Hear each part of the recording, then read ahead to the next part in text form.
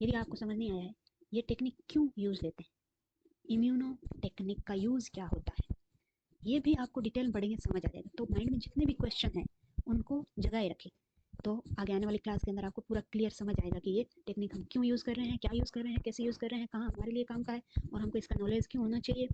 Okay, तो technique word है यानी कि हम कोई ना कोई मशीन या टेक्नोलॉजी है जो फिजिकल टेक्निक है उसको बायोलॉजी के साथ में ऐड करके जो बायोलॉजिकली जो भी मेटल है उसका आइडेंटिफिकेशन करना या कोई डिजीज है उसके बारे में पता लगाना, कुछ भी है। इम्यूनो है तो इसमें हम इम्यूनिटी से रिलेटेड जो भी चीज़ है, जैसे इसमें क्या होगा, इम्यूनोलॉजी की जो चीज़ें हैं वो भी आपके माइंड में याद रहनी चाहिए, जैसे एंटीजन क्या है, एंटीबॉडी क्या है, कैसा उसका स्ट्रक्चर है, क्या क्या चीज़ें होती है, वो भी हम थोड़ा बहुत जो इसके अंदर आएगा वो हम पढ़ेंगे। बट बाकी जो अच्छे से आपको ये भी नहीं आएगा तो भी समझ आ जाएगा, ऐसा कुछ नहीं है। तो ये इम्यूनो से जो भी चीज़ें रिलेटेड है उसके साथ हम टेक्निक का इस्तेमाल करके ये चीज़ें मतलब यूज़ करेंगे और इससे क्या हमको आउटपुट होते हैं, क्यों यूज़ होते हैं, वो भी साथ साथ में समझते रहेंगे। ठीक है, मोस्टली ये क्यों होते हैं, एंटीजन किसी भी बॉडी में जैसे कैंसर सेल डेवलप हो गया या कोई भी डिजीज डेवलप हो गई किसी की बॉडी में, तो उससे रिलेटेड उस बॉडी के अंदर एंटीजन होंगे और एंटीजन होंगे तो उससे रिलेटेड एंटीबॉडीज भी ज़्यादा बनेगी उसकी बॉडी के अंदर। तो कुछ ये टेक्निक है जिसमें एंटीजन यूज ज़्यादा हो रहा है, या मतलब कि antigen as a factor use करेंगे और एंटीबॉडी को डिटेक्ट करेंगे, किसी किसी में एंटीजन का डिटेक्शन होगा और एंटी बॉडी का यूज होगा उसको डिटेक्शन में। इस तरह से ये टेक्निक काम करेगी। तो सबसे पहला हमारा टॉपिक है इम्यूनो प्रेसिपिटेशन रिएक्शन, यानी कि सबसे पहले ये वाला। तो ये सब चीज़ें हम इसी सीक्वेंस में पढ़ेंगे जिस सीक्वेंस में मैंने ये बताई है आपको। ठीक है, तो पहले इसका इंट्रोडक्शन या पहले इसके बारे में जान लेते हैं कि ये रिएक्शंस कैसे होते हैं, क्या होते हैं, इसके बारे में एक ब्रीफ नॉलेज ले लेते हैं। तो इम्यूनो प्रेसिपिटेशन रिएक्शंस क्या होती हैं, ये एंटीजन एंटीबॉडी के बीच का जो इंटरेक्शन है उसको शो करेगा। और एंटीबॉडी एंटीजन का जो इंटरेक्शन है वो हाईली स्पेसिफिक होता है। ऐसे नहीं है कि कोई भी एंटीजन किसी के साथ भी बॉन्डिंग कर ले, ऐसा कभी नहीं होता है। स्पेसिफिक एंटीजन के लिए स्पेसिफिक एंटीबॉडी होगी। जैसे कैसे, जैसे एंजाइम स्पेसिफिक सबस्ट्रेट होता है या सबस्ट्रेट से स्पेसिफाइड एंजाइम होते हैं, तो ऐसे जो एंजाइम जिस सबस्ट्रेट पे काम करता है उसी पे या उससे रिलेटेड ही करता है, यानी कि वो हर किसी, जैसे एक एग्जांपल है प्रोटीएज, तो प्रोटीएज एंजाइम से आप क्या समझते हो, यानी कि वो ओनली प्रोटीन पे काम करेगा, वो लिपिड या कार्बोहाइड्रेट को ब्रेक डाउन नहीं करेगा। तो ये सबस्ट्रेट स्पेसिफिक है। ऐसे ही एंटीजन होते हैं, एंटीजन एंटीबॉडी के बीच का होता है रिलेशन, हाईली स्पेसिफिक। ठीक है, ये हाईली स्पेसिफिक होते हैं। Then binding between antigen antibody involve weak bonding. इसमें क्या होगा, वीक बॉन्डिंग होगा पहला। दूसरा इरिवर्सिबल नहीं होगा, यानी कि वीक बॉन्ड ऑलवेज रिवर्सिबल होते हैं, यानी कि वो वापस से बॉन्ड टूट सकते हैं, वापस से जैसे पहले थे वैसे बन सकते हैं। तो फर्स्ट सेकंड और थर्ड इसका कैरेक्टरिस्टिक क्या है, नॉन कोवलेंट, यानी कि रिवर्सिबल है तो नॉन कोवलेंट बॉन्ड्स होंगे। तो ये तीनों जिसमें कैरेक्टरिस्टिक हो, वैसे कौन से बॉन्ड होते हैं, किस किस मतलब ऐसे कौन कौन से बॉन्ड हैं जो बन सकते हैं, उसमें से है एक तो वंडरवॉल फोर्स, जो वंडरवॉल फोर्स की वजह से बॉन्डिंग होती है वो होती है जिसमें ये कैरेक्टरिस्टिक होते हैं। एक होता है इलेक्ट्रोस्टैटिक, एक होता है हाइड्रोजन बॉन्डिंग, एक होता है हाइड्रोफोबिक बॉन्डिंग। तो ये सब बॉन्ड के बारे में भी आपको पता होना चाहिए। वंडरवॉल फोर्स ये केमिस्ट्री में पढ़ते हैं मोस्टली, इलेक्ट्रोस्टैटिक भी केमिस्ट्री में पढ़ते हैं, हाइड्रोजन भी। जैसे हाइड्रोजन बॉन्डिंग किसमें होती है मोस्टली, वाटर के अंदर। वाटर मॉलिक्यूल किससे एक दूसरे से जुड़े हुए हैं, वाटर मॉलिक्यूल किससे जुड़े हुए हैं, हाइड्रोजन से। और हाइड्रोफोबिक जो लिक्विड पोर्शन है, सॉरी जो भी फेट पोर्शन है अपनी बॉडी में, और उस वो इंटरेक्ट कर रहे हैं पोलर बॉडी के साथ, यानी कि वाटर लविंग मॉलिक्यूल के साथ, उसमें सब में क्या होता है, हाइड्रोफोबिक होता है। यानी कि एक पार्ट होगा वो हाइड्रोफोबिक, एक होता है हाइड्रोफिलिक। तो हाइड्रोफोबिक फोबिक अलग आ गए और हाइड्रोफिलिक अलग आ गए, तो ये एक बॉन्ड बन जाता है। हाइड्रोफोबिक एक साथ आ जाते हैं सारे इस बॉन्ड की वजह से या इस फोर्स की वजह से, ऐसे कह सकते हैं। ठीक है, next smallest unit of antigen. Antigen की स्मॉलेस्ट यूनिट कौन सी है, जो क्या कर रही है, जो बाइंड कर रही है एंटीबॉडी के साथ, उसको बोलते हैं इपिटोप। यानी कि इपिटोप क्या है, एंटीजन का वो पार्ट है जो एंटीबॉडी से बॉन्डिंग करता है या बाइंड करता है। देन है बाइंड, इसी के साथ में जो एंटीबॉडी का पोर्शन है जो इपिटोप के साथ इंटरेक्ट करेगा या बाइंडिंग करेगा, उसको क्या बोलेंगे, उसको बोलेंगे पेराटोप। तो पेराटोप किसका पार्ट है, एंटीबॉडी का, और इपिटोप किसका पार्ट है, एंटीजन का। समझे, इसको एक याद रखने का तरीका आपको देख लो, इसमें एंटीजन में ई आ रहा है, इसमें भी ई आ रहा है, इसमें ई नहीं है, इसमें भी ई नहीं है, ये लास्ट वाला तो सेम है, टॉप टॉप दोनों में। इससे आप समझ सकते हैं ना, इसको आप याद रख सको तो ठीक है। देन है वैलेंसी। वैलेंसी क्या होती है, valency refer to the number of epitope present on the surface of the antigen के जो सरफेस पे नंबर ऑफ इपिटोप कितने जो इंटरेक्ट कर रहे हैं एंटीबॉडी से, उनको वैलेंस बोलते हैं। वैलेंस के बेसिस पे हम मोनोवैलेंट, डाइवैलेंट, ट्राइवैलेंट, यानी कि मोनोवैलेंट मींस एक इपिटोप है, यानी कि एक ही इपिटोप है जो एंटीबॉडी से बाइंड कर रहा है। ऐसे ही पॉलीवैलेंट यानी कि एक से ज्यादा इपिटोप हो, यानी कि more than one copy of same epitope को पॉलीवेलेंट बोलेंगे, यानी कि एक ही एंटीजन के बहुत उसके ऊपर जो इपिटोप है वो लगे हुए हैं, बहुत सारे हैं, और जो एंटीबॉडी से इंटरेक्ट कर रहे हैं या फिर बाइंडिंग कर रहे हैं, उनको बोलेंगे वेलेंट। और उनके नंबर के बेसिस पे हम उसको mono, by, try, tetra, poly ऐसे नाम देंगे। देन आते हैं इसके और डिटेल में प्रेसिपिटेशन रिएक्शन के बारे में। अब ये तो था बेसिक कि कैसे रिएक्ट करेगा, अब रिएक्शन, असली रिएक्शन शुरू होगा। तो प्रेसिपिटेशन, इम्यूनोप्रेसिपिटेशन का, एक तो प्रेसिपिटेशन वर्ड का मीनिंग क्या होता है अलग होता है, और इम्यूनोप्रेसिपिटेशन अलग होता है, ठीक है। इम्यूनोप्रेसिपिटेशन है कि इम्यून, एक प्रेसिपिटेशन वर्ड तो सब का ही कॉमन ही है, बट इसमें प्रेसिपिटेस किसका हो रहा है, जो इम्यून सिस्टम में हमारी जो काम करने वाली चीजें हैं यानी प्रोटीन है, उनका प्रेसिपिटेशन हो रहा है। और इम्यून सिस्टम में क्या होगा, एंटीजन एंटीबॉडीज, तो इनका जो कॉम्प्लेक्स है वो बन के क्या बनता है, इनसोल्यूबल बन जाता है, यानी कि वो कॉम्प्लेक्स सोल्यूबल नहीं है। तो चीजें जब सोल्यूबल नहीं होती तभी प्रेसिपिटेट करेगी, जैसे कि वाटर है, उसके अंदर हमने चौक डाला, चौक क्या होगी, उसमें सोल्यूबल नहीं है वाटर के अंदर, तभी तो वो नीचे जाके प्रेसिपिटेट कर रही है ना, जमा हो रही है नीचे। तो ऐसे ही ये दोनों इंटरेक्ट करेंगे, तो ये फिर उस सॉल्यूशन के अंदर इनसोल्यूबल कंपाउंड फॉर्म हो जाता है दोनों के इंटरेक्शन के बाद, तो वो इनसोल्यूबल कॉम्प्लेक्स बनाता है। तो इस वजह से ये क्या हो गया, इम्यूनोप्रेसिपिटेट हो गए। ये क्या सोल्यूबल एंटीजन है, वो रिएक्ट करेगा विद सोल्यूबल एंटीबॉडीज, तो इसके अंदर क्या है, दोनों ही सोल्यूबल थे, यदि वो अलग अलग थे, साथ में आए, दोनों ने कॉम्प्लेक्स बनाया और इनसोल्यूबल फॉर्म में कन्वर्ट हो गए। Then antibody that aggregate soluble antigen, उनको क्या बोलते हैं, प्रेसिपिटीन्स। तो ये वर्ड है प्रेसिपिटीन्स। प्रेसिपिटीन किसको बोलेंगे, एंटीबॉडी को बोलेंगे या एंटीजन को बोलेंगे, हम बोलेंगे एंटीबॉडीज को। वो एंटीबॉडीज जो एग्रीगेट कर देती है सोल्यूबल एंटीजन्स को, यानी कि प्रेसिपिटीन्स क्या है, वो एंटीबॉडीज है जो एंटीजन को किसी भी सॉल्यूशन के अंदर प्रेसिपिटेट या एग्रीगेट एक जगह जमा करने में हेल्प करे, वो होता है प्रेसिपिटीन्स। तो प्रेसिपिटीन्स क्या है, एंटीबॉडीज है।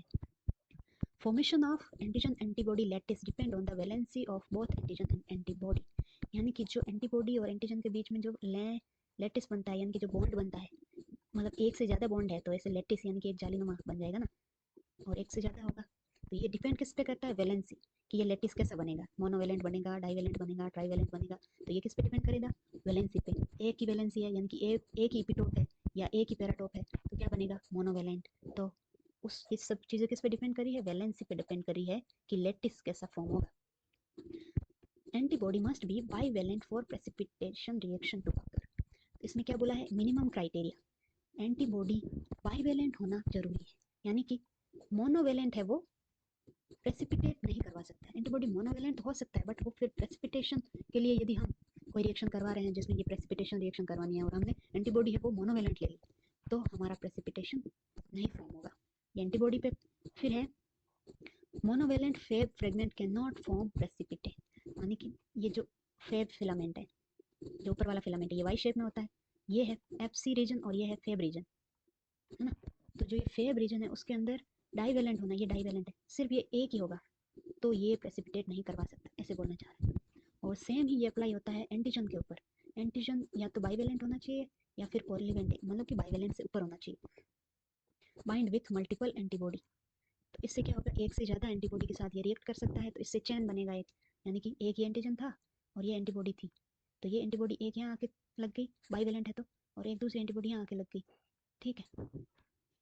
तो क्या है, ऐसे फिर इस एंटीबॉडी से कोई और एंटीजन बनेगा, इस एंटीबॉडी से कुछ और, तो बहुत सारे ऐसे एक चैन बनेगा, है ना। यदि एक ही हुआ, एक जगह पे बाइंड कर सकता है कोई, तो वो एक ही मॉलिक्यूल बनेगा सिंगल, वो बहुत सारे एक चैन ऑफ मॉलिक्यूल नहीं बना सकता।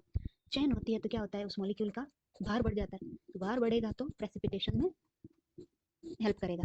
अदरवाइज मोनोवेलेंट में कोई भी ऐसे चैन रिएक्शन नहीं होगी, यानी कि एक से ज़्यादा मॉलिक्यूल एक दूसरे के साथ नहीं अटैच हो सकते, तो वो प्रेसिपिटेट भी नहीं करवा सकते, ये था रीजन। देन ये बाइवेलेंट या पॉलीवेलेंट से क्या होगा, क्रॉस लिंकिंग, जैसे मैंने अभी बताया।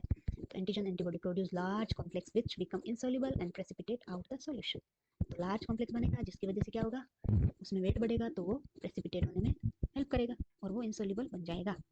Then precipitation reaction can be formed, दो फॉर्म में फॉर्म होती है, एक सॉल्यूशन में, एक जेल के अंदर। यदि सॉलिड फॉर्म है, सॉलिड में कभी नहीं हो सकता, गैशियस फॉर्म लिया आपने तो भी नहीं होगा, तो दो कंडीशन है इसमें, या तो सॉल्यूशन फॉर्म में होना चाहिए जैसे पानी होता है, या फिर जेल फॉर्म में होना चाहिए, यानी कि जैसे हमने पानी के अंदर शक्कर मिक्स की है तो क्या बनता है, चाशनी बनती है, तो चाशनी क्या है, थोड़ा सा जेल टाइप का सॉल्यूशन है। तो हमारा प्रेसिपिटेशन के लिए ये दो कंडीशन होनी चाहिए, तभी इम्यूनो प्रेसिपिटेशन रिएक्शन पॉसिबल है। तो हम सबसे पहले इसके अंदर सॉल्यूशन के बारे में पढ़ेंगे, सॉल्यूशन के अंदर कैसे इम्यूनोप्रेसिपिटेशन रिएक्शन होती है। Precipitation occur maximum only when antigen antibody are present in optimal proportion। यानी कि एक कोई प्रेसिपिटेशन मैक्सिमम कब बनेगा, जब एक ऑप्टिमम कंडीशन होनी चाहिए, एंटीबॉडी एंटीजन की अमाउंट एक ऑप्टिमम में होना चाहिए। जैसे ऐसे समझो, ये सेम है, जैसे आपने आटा लिया है, रसोई के अंदर आप काम कर रहे हैं, तो आटा लिया है और पानी लिया है, ये दो से हम क्या बनाएंगे, रोटी बनाएंगे। तो हमने आटा मान लो 1 कप ले लिया और पानी हमने उस पर 1 बूंद डाला, क्या हम उस आटे को रोटी बनाने लायक बना पाएंगे? कभी नहीं। तो ऐसे ही है, यानी कि दोनों का अमाउंट बराबर या ऐसा होना चाहिए कि दोनों रोटी बनाने के लायक वो आटा बन पाए हमसे, वाटर और आटे का अमाउंट। तो वैसे ही इन एंटीजन एंटीबॉडी का वो ऑप्टिमम प्रोपोर्शन होना चाहिए, तभी वो प्रेसिपिटेट मैक्सिमली कर पाएगा। ये था कहने का मतलब। नेक्स्ट है formation of insoluble antigen antibody complex occur within a narrow concentration range known as zone of equivalence. अब इक्विवेलेंस जोन क्या है, मतलब कि सबसे, इसमें क्या बोल, formation of insoluble, obviously insoluble बनेगा तभी प्रेसिपिटेशन होगा। Within narrow range concentration, मतलब वो रेंज जहाँ पे दोनों का कंसंट्रेशन ऑप्टिमम हो रहा है, ना ही एंटीबॉडी ज़्यादा है ना ही एंटीजन ज़्यादा है, ना ही एंटीबॉडी बहुत ज़्यादा कम है ना ही एंटीबॉडी एंटीजन बहुत ज़्यादा कम है। दोनों का जो लेवल है या दोनों का कंसंट्रेशन है, अमाउंट है, वो एकदम फिक्स बैठ रहा है। उस कंडीशन को बोलते हैं जोन ऑफ इक्विवेलेंस। तो ये रिप्रेजेंट ए कंडीशन जहाँ पे antigen antibody complex sufficiently large, यानी कि उस दोनों ही क्या है, सफिशिएंटली उतने लार्ज है कि वो इनसॉल्युबल प्रेसिपिटेट बना पा रहे हैं। उस कंडीशन को बोलते हैं जोन ऑफ इक्विवेलेंस, यानी कि वो जोन, वो कंडीशन या वो प्लेस जहाँ पे दोनों का अमाउंट इतना है, सफिशिएंट है, यानी कि दोनों का इतना बराबर है कि वो इनसॉल्युबल बन पा रहे हैं, ऐसा कॉम्प्लेक्स बना पा रहे हैं जो इनसॉल्युबल और प्रेसिपिटेट करने के लायक हो जाते हैं। Outside of zone of equivalence, यानी कि इक्विवेलेंस के बाहर का साइड जो है वो कौन सा है, outside of zone of equivalence, condition of antigen excess और एंटीबॉडी एक्सेस। यानी कि वो कंडीशन, जैसे ये जोन है, यहाँ पे है इसका अमाउंट इक्वल, इधर उधर चाहे एंटीबॉडी एंटीजन दोनों ही, या तो इधर एंटीबॉडी ज़्यादा है मान लो तो एंटीजन कमी हो जाएगी, यहाँ एंटीजन ज़्यादा है तो एंटीबॉडी की कमी हो जाएगी, है ना। तो ऐसे आउट ऑफ जोन में क्या होता है ये पता है कि out of zone of equivalence में क्या होता है, या तो एंटीजन या फिर एंटीबॉडी का एक्सेस मिलता है। एंटीजन और antibody excess only small soluble immunocomplex are form and precipitation does not occur. बहुत मिनिमम अमाउंट, जैसे मैंने बोला ना कि आटा तो हमने 1 कप ले लिया और 1 बूंद हमने इसमें पानी डाला, तो वो बूंद वाला एरिया बस उतना वो गीला होगा आटा, तो वैसे ही उतना सा छोटू सा कॉम्प्लेक्स बनेगा, बट वो प्रेसिपिटेशन नहीं करवा पाएगा, यानी कि वो रोटी नहीं बनवा पाएगा उतना आटा। ऐसे next, when increasing concentration of antigen are added, जैसे जैसे कंसंट्रेशन हम एंटीजन की बढ़ाते जाते हैं, to a series of tube containing a constant concentration of antibody, यानी कि हमने 1 2 3 4 और 5 एंटीबॉडी कंसंट्रेशन यानी कि ट्यूब ले ली है ना, उसमें एंटीबॉडी की कंसंट्रेशन तो कांस्टेंट है, यानी कि सब में ही 5 ml या ऐसे सब में ये सेम अमाउंट है ना, एंटीबॉडी की सेम अमाउंट है। अब हमने क्या किया, एंटीजन की अमाउंट हर एक के अंदर बढ़ाते गए, इसमें 1 डाला, इसमें 2, इसमें 3, इसमें 4, इसमें 5, तो variable amount of precipitation of form, तो उसके बेसिस पे अलग अलग अमाउंट में प्रेसिपिटेशन बनेगा, है ना। प्रेसिपिटेशन अमाउंट भी अलग होगा क्योंकि दोनों का ऑप्टिमम कंडीशन, इसमें जैसे 5 ml है और इसमें हमने 1 ml ही एंटीजन डाला है, तो इसका 1 का ही बनेगा, यानी कि 4 ml एंटीबॉडी ऐसे ही रह गई जिसमें पार्टिसिपेशन प्रेसिपिटेशन नहीं हुआ। इसमें 2 डाला, इसमें 5 था, तो 2 2 2 2 का बन गया, इसमें 3, तो इसमें ज़्यादा बनेगा, 2 बन गया, इसमें 3 3 है, 3 का बन गया, इसमें 4 4 का बन गया, इसमें 5 का पूरा बन गया। तो मैक्सिमम प्रेसिपिटेशन कहाँ होगा, जहाँ पे दोनों का अमाउंट ऑप्टिमम है, यानी कि बराबर है। If the amount of precipitate is plotted against the amount of antigen added, a precipitating curve is obtained। तो ये कैसे कर्व ऑब्टेन होगा ये देखते हैं। ये प्रेसिपिटेशन का अमाउंट बता रहा है, ये एंटीजन कंसंट्रेशन बता रहा है, और इसमें हमने कंसंट्रेशन ऑफ एंटीबॉडी एक फिक्स अमाउंट में ली है। तो देखो ये क्या है, यहाँ पे zone of excess of antibody है, ये zone of excess of antigen, और ये है इक्विवेलेंस जोन जहाँ पे मैक्सिमम प्रेसिपिटेशन देखने को मिल रहा है। यानी कि यहाँ पे क्या है, जो अमाउंट है एंटीजन एंटीबॉडी का लगभग बराबर आ रहा है, यहाँ पे ज़्यादा आ रहा है तो एंटीजन कम पड़ रहा है तो प्रेसिपिटेट कैसे करें, सॉरी एंटीबॉडी कम पड़ रहा है, यहाँ पे एंटीजन कम पड़ रहा है इसलिए प्रेसिपिटेशन नहीं हो रहा है। तो ये इसको बोलते हैं, ये कर्व बन रहा है ना, प्रेसिपिटीन कर्व बोलते हैं। अमाउंट जैसे जैसे हम बढ़ाएंगे वैसे वैसे प्रेसिपिटेशन बढ़ेगा, और फिर बहुत ज़्यादा बढ़ा देंगे तो फिर एंटीबॉडी कम पड़ जाएगी और प्रेसिपिटेशन इसकी वजह से कम पहले किसकी वजह से कम हो रहा है, इस साइड में कम है एंटीजन की वजह से, इस साइड में कम है एंटीबॉडी की वजह से, यानी कि यहाँ एंटीबॉडी कम पड़ रही है। नेक्स्ट हम आ जाते हैं जेल पे, कि जेल का कैसे होता है। Immunoprecipitation reaction carry out in agar gel, यहाँ पे कौन सी जेल यूज हो रही है, अगार जेल हम यूज करेंगे, ठीक है। और जेल के अंदर क्या होता है, डिफ्यूजन होता है, यानी कि रिएक्शन यहाँ पे होगी वो डिफ्यूजन की वजह से होगी। यहाँ पे क्या होगा, एंटीजन एंटीबॉडी एक दूसरे की तरफ आएंगे, एंटीबॉडी या फिर क्या होगा, एंटीबॉडी है वो जेल के अंदर हम इनकॉर्पोरेट कर देंगे, यानी कि पूरा जेल जो जेल वाला सॉल्यूशन बनाया हमने उसमें पूरे में एंटीबॉडी को हमने ऐड कर दिया, फिर एंटीजन को एक जगह पे रखा, तो वो फिर एंटीजन क्या होगा, उस एंटीबॉडी की तरफ डिफ्यूज होगा, वहां से और जगह जाएगा सारे एंटीबॉडी की तरफ कॉम्प्लेक्स बनाने के लिए। तो ऐसे ये दो तरीके से रिएक्ट करता है, ठीक है। When antigen antibody meet in optimal proportion, एक फिक्स ऑप्टिमल प्रोपोर्शन, यानी कि अब और एंटीबॉडी की भी जरूरत नहीं है, एंटीजन की भी जरूरत नहीं है, वहां पे एक विजिबल लाइन फॉर्म हो जाएगी, उसको बोलते हैं प्रेसिपिटीन लाइन, यानी कि यहाँ पे कुछ हमने एंटीजन डाला और ये पूरा जेल था, ये फिर डिफ्यूज होगा, ठीक है। डिफ्यूज होने के बाद क्या होगा, यहाँ पे ये है, यहाँ पे ये एक अमाउंट है जो ऑप्टिमम बन गया, यहाँ पे ये बन जाएगी एक लाइन, उस लाइन को हम बोलेंगे precipitate line, sorry precipitin line बोलेंगे। Visible precipitin line occur only in region of equivalent, जहाँ पे दोनों का अमाउंट इक्वल होगा वहाँ पे वो लाइन दिखेगी, जैसे अभी हमने देखा ना जोन ऑफ इक्विवेलेंस, वैसे ये zone of region of equivalence पे वो विजिबल प्रेसिपिटेशन दिखेगा, जहाँ पे या तो एंटीबॉडी या फिर एंटीजन एक्सेस है वहाँ पे कोई भी लाइन या प्रेसिपिटेशन नहीं दिखेगा, सिंपल जैसे अभी पढ़ा वैसा ही है। Immune diffusion reaction use to determine, हम इस रिएक्शन को क्यों यूज कर रहे हैं, क्या चीज डिटरमाइन करेंगे, एक तो रिलेटिव कंसंट्रेशन क्या है, एंटीजन की कंसंट्रेशन क्या है या फिर एंटीबॉडी की कंसंट्रेशन क्या है, ये करेंगे, यानी कि कंसंट्रेशन जानेंगे, रिलेटिव किससे रिलेटेड, मतलब रिलेटिव मतलब किससे रिलेट कर रहे हैं हम, या तो एंटीबॉडी की देखेंगे तो एंटीजन से रिलेट करेंगे, एंटीजन की देखेंगे तो एंटीबॉडी से रिलेट करेंगे, ऐसे।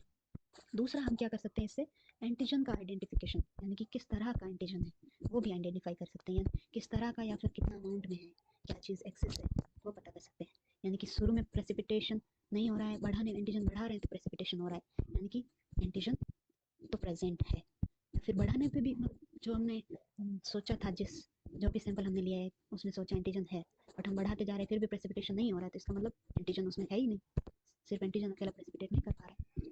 तो ये दोनों कंडीशन हम देख सकते हैं। Two type of immuno diffusion technique, यानी कि जो डिफ्यूजन टेक्निक है, यानी कि जेल के बेसिस पे दो टाइप की टेक्निक है, एक रेडियल इम्यूनो डिफ्यूजन होता है और दूसरा होता है डबल इम्यूनो डिफ्यूजन। तो सबसे पहले हम पढ़ेंगे रेडियल इम्यूनो डिफ्यूजन, या फिर इसका दूसरा नाम है मानसिनी मेथड, यानी कि मानसिनी नाम के साइंटिस्ट थे, उन्होंने इस मेथड को दिया है इसलिए इसका नाम मानसिनी मेथड भी है।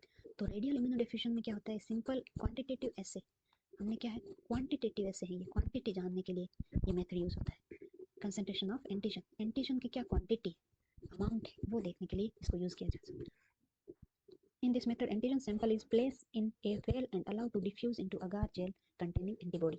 जैसे अभी हमने देखा था ना, वैसे यहाँ पे क्या करेंगे, अगार जेल ले लिया, उसके अंदर हम यहाँ पे छोटा सा अगार जेल का थोड़ा खड्डा कर दिया और उसके अंदर हमने रख दिया एंटीजन को, फिर उसको डिफ्यूज होने के लिए छोड़ दिया, मतलब थोड़ी देर तक छोड़ दिया, तो वो धीरे धीरे से अपने साइड साइड में डिफ्यूज होगा, और डिफ्यूज हो गया, डिफ्यूज तो होगा ही, भले अगार जेल है डिफ्यूज होगा, तो डिफ्यूज होने के बाद क्या होगा, वो रिएक्ट करेगा एंटी इसके अंदर जो अगार जेल के अंदर जो एंटीबॉडी है उसके साथ में, वो फिर हम देखेंगे उसके बेसिस पे कैसे देखेंगे, आगे देखते हैं।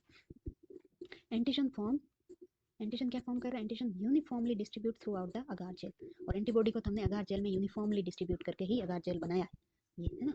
Eight the region of equivalence a precipitation ring is form, जैसे हमने अभी देखी ये वाली रिंग जहाँ पे इक्विवेलेंट आ जाएगा अगार में जो एंटीबॉडी है और जो एंटीजन हमने इस वेल में डाला है, जब वो डिफ्यूज होगा और वहाँ पे ऐसी कंडीशन पे या ऐसे एक रिंग पे पहुंच जाएगा ना जहाँ पे दोनों का इक्विवेलेंट हो गया है, तो वहाँ पे एक रिंग हमको अपीयर होगी, दिखेगी क्लियर, उसको बोलेंगे precipitation ring.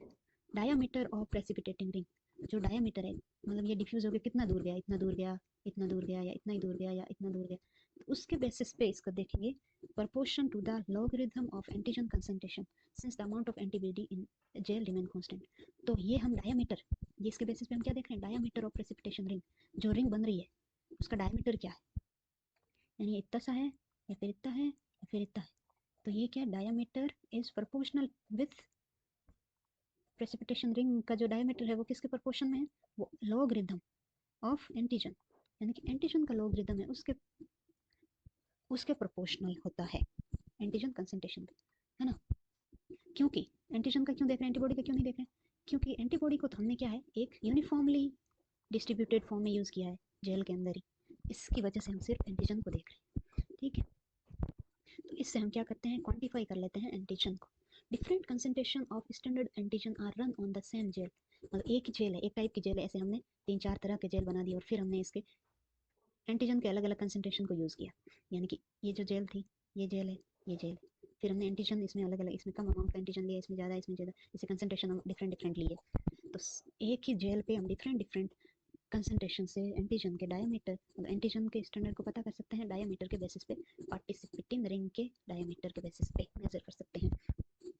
Standard calibration graph is prepare using these value, और इस वैल्यू को हम यूज़ करके एक स्टैंडर्ड ग्राफ बना सकते हैं, अपनी तरफ से एक ग्राफ बना लिया, फिर उसके बेसिस पे हम कोई भी पेशेंट आएगा उसका यूज़ करेंगे कि उसका, जैसे ये ग्राफ है कि इसकी वैल्यू इसके बीच में आ रही है, इसके बीच में आ रही है, कहाँ तक आ रही है, एक स्टैंडर्ड हमने बना रखा है, तो उससे पता लग जाता है कि ये इन्फेक्शन कितना फैल गया है, या कितना इसके लिए किस टाइप की मेडिसिन के डोज कितना देना पड़ेगा, तो ऐसे पता कर सकते हैं ना।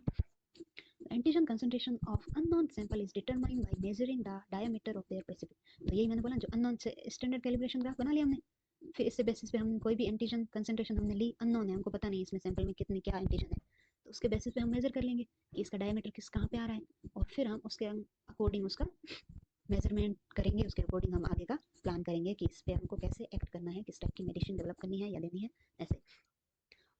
ठीक है, नेक्स्ट आता है ओटरलोनी डबल इम्यूनो डिफ्यूजन।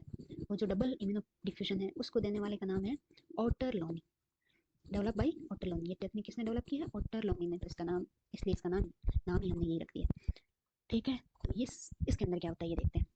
अभी तक तो समझ आ गया होगा आपको, कुछ भी क्वेरी हो जो समझ नहीं आई हो कमेंट में बता सकते हो आप, और इससे रिलेटेड हम आज ये टॉपिक करेंगे, और नेक्स्ट क्लास के अंदर इससे रिलेटेड क्वेश्चन प्रैक्टिस करेंगे। ओके, तो वो भी इसके साथ साथ ये करने के बाद वो भी आप जरूर करें, बहुत फायदेमंद रहेगा।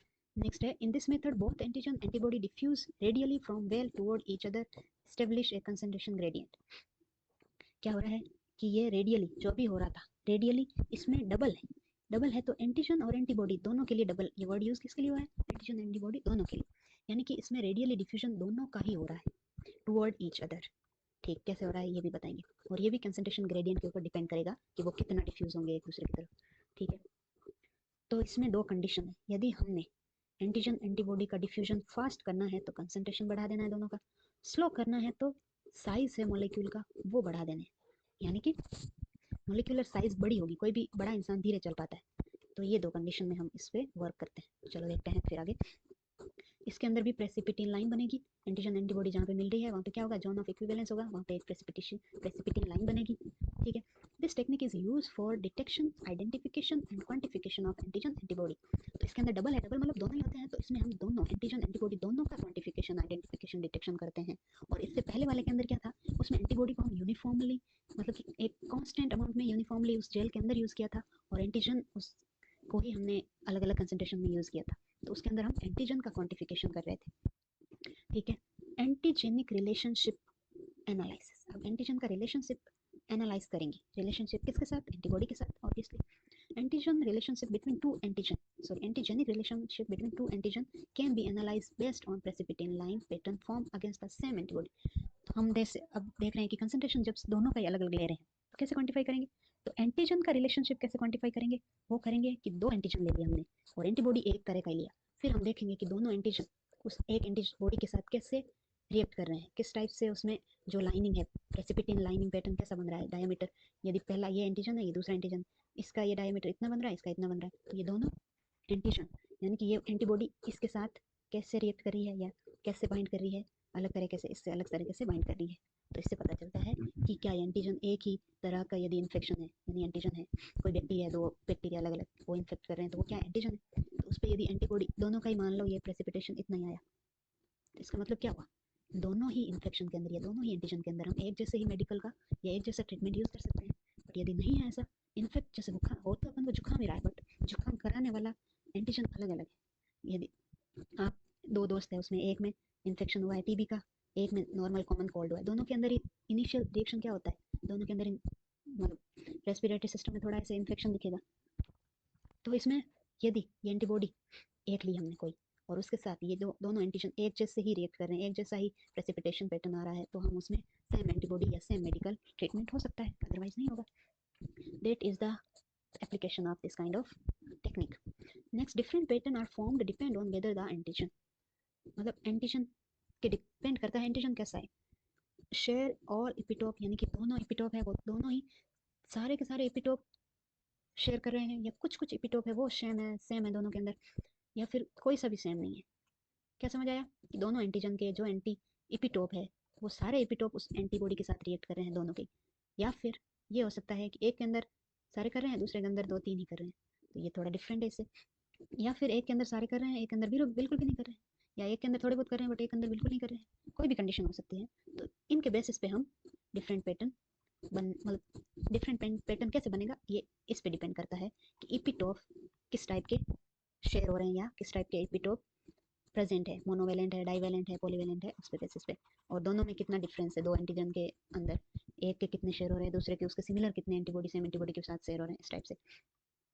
टाइप ऑफ रिएक्शन, रिएक्शन के टाइप बताइए, तो इसी के बेसिस पे हम टाइप को बता पाएंगे, है ना। Identity type, non identity type, and third है पार्शियल आइडेंटिटी। एक तो पूरी तरह से सेम है, एक नॉन आइडेंटिकल है, मतलब पूरी तरह से अलग है, एक थोड़ा बहुत एक जैसा है। Occur when two antigen shares identical epitope, यानी कि दोनों एंटीजन है वो आइडेंटिकल इपिटोप यानी कि सेम इपिटोप है वो एंटीजन से रिएक्ट कर रहे हैं। सिंगल कंटिन्यूअस प्रेसिपिटेशन लाइन, एक ही कंटिन्यूअस प्रेसिपिटेशन लाइन बन रही है दोनों की। दूसरे में क्या है, नॉन आइडेंटिकल, यानी कि दो एंटीजन है अनरिलेटेड है, कोई भी कॉमन इपिटोप नहीं है जो शेयर हो रहा है। फिर है anti serum form independent precipitation line, यानी कि इसके अंदर क्या होगा, जो सीरम बनेगा, जो प्रेसिपिटेशन होगा वो बिल्कुल भी मैच नहीं करेगा, तो इसके अंदर क्या है, क्रॉस लाइन बन जाएगी, यानी कि वो एक दूसरे को फिर इंटरफेयर कर सकते हैं, क्योंकि डिपेंड इंटरफेयर नहीं कर सकते, मतलब कि ये डिपेंड ही नहीं कर रहे एक दूसरे को, तो लाइन है वो पूरी तरह से अलग होगी, एक ऐसी लाइन बन रही है, एक ऐसी बन जाएगी, दोनों की ऐसी बननी चाहिए सेम होता तो ऐसा नहीं हो रहा। वो हम देखेंगे लाइन कैसी है ना, और ये थ्योरेटिकल पोर्शन अच्छे से समझ लीजिए। फिर है पार्शियल आइडेंटिकल, का मतलब हुआ कि सम इपिटोप शेयर हो रहे हैं और सम इपिटोप शेयर हो रहे हैं, सम या कुछ उसके अंदर यूनिक इपिटोप्स प्रेजेंट है। एंटी सीरम फॉर्म्स, उसके अंदर एंटी सीरम कैसा होगा, लाइन आइडेंटिटी है वो कॉमन इपिटोप की एक लाइन, मतलब कि दो लाइन बनेगी इसमें, एक तो जो कॉमन इपिटोप है उसकी लाइन, दूसरी है यूनिक इपिटोप की लाइन। तो लाइन बन रही है वो तो है कॉमन इपिटोप की वजह से, एक कर्व बन रहा है वो है यूनिक इपिटोप की वजह से। तो क्वेश्चन ऐसे आ सकता है, इसके अंदर क्वेश्चन कैसे आ सकता है कि जो लाइन बन रही पार्शियल आइडेंटिटी के अंदर जो लाइन वाला पोर्शन है वो किसको शो करता है, कॉमन इपिटोप को या फिर यूनिक इपिटोप को, तो वो करेगा लाइन इपिटोप को। ठीक है, तो इसमें कंफ्यूजन ऐसे क्रिएट होता है, यूनिक इपिटोप के लिए अलग से लाइन बनेगी, या मतलब अलग से एक स्ट्रक्चर बनेगा, और सेम इपिटोप के लिए अलग बनेगा। तो कॉमन है तो लाइन है, कर्व है तो यूनिक है, यू यू यू, कर्व इस पर तो वर्ड ना आए, कर्व तो जरूर आएगा ना। तो देखिए, ये देखो ये तीन टाइप के आइडेंटिकल है, तो एक ये कर्व बन रहा है, नॉन आइडेंटिकल है एक जैसा ही नहीं है तो ये क्रॉस हो गया, मतलब नहीं है आइडेंटिकल, ऐसे करके आप याद रख सकते हो ना। पार्शियल में क्या है, ये तो कॉमन की लाइन है और ये यूनिक की लाइन, ऐसे ये याद रखना है ना, ये यूनिक की लाइन है, ये कर्व की, सॉरी ये जो कर्व है ये यूनिक इपिटोप को प्रेजेंट कर रहा है, ये लाइन है ये कॉमन इपिटोप को प्रेजेंट कर रहा है, दैट्स द पॉइंट। नेक्स्ट है एस्टिमेशन ऑफ एंटीजन कंसंट्रेशन, तो इससे हम एंटीजन कंसंट्रेशन कैसे एस्टिमेट कर सकते हैं। ऑक्टरलोनी मेथड में क्या है, एस्टिमेट रिलेशन कंसंट्रेशन एंटीजन, यानी कि इसमें रिलेटिव देख रहे हैं, दो एंटीजन है उसमें बीच में क्या रिलेशन है। When antigen has higher concentration zone of equivalence forms further away from the antigen well, यानी कि हम कंसंट्रेशन एंटीजन की ज़्यादा लेंगे, यानी कि जैसे ये इतना एंटीजन ले लिया है तो इसकी जो इक्विवेलेंट जो लाइन है, जो प्रेसिपिटिंग लाइन है वो दूर बनेगी, यदि कम लिया है तो वो पास में बनेगी। ये ऐसे ही है जैसे ये जंगल है ज़्यादा और आप यहाँ खड़े हो, तो जंगल को कवर करने में आपको ज़्यादा टाइम लगेगा, तो ज़्यादा दूरी तय करनी पड़ेगी।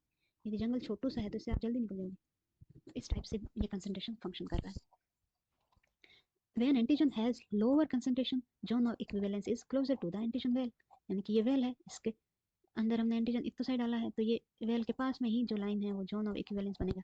यदि हमने एंटीजन वेल बड़ा लिया है, एंटीजन उसमें बहुत ज़्यादा अमाउंट में डाल दिया है, तो जो ये इक्विवेलेंट लाइन है वो थोड़ा दूर जाके मिलेगी, क्योंकि यहाँ पे कंसंट्रेशन क्या है, एंटीजन की ज़्यादा होगी एंटीबॉडी कम होगी, और यहाँ पे एंटीबॉडी ओनली, तो ऐसा एक जगह आ जाएगी जहाँ पे दोनों का कंसंट्रेशन सेम हो जाएगा। ये था प्रेसिपिटेशन। नेक्स्ट अब आता है एग्लूटिनेशन रिएक्शन। एग्लूटिनेशन रिएक्शन क्या है अब देखते हैं। एग्लूटिनेशन इज विजिबल क्लैम्प, इसमें हमको देखने में क्या मिलेगा, क्लैम्प देखने को मिलेगा। क्लैम्प क्या होता है, क्लैम्प प्रेसिपिटेशन जैसा ही होता है, तो उससे अलग कैसे हैं ये हम देखेंगे। तो अभी आप थक गए हो या क्लास इतनी देखनी है तो आप पॉज कर सकते हो, या फिर नेक्स्ट क्लास के अंदर देख सकते हो।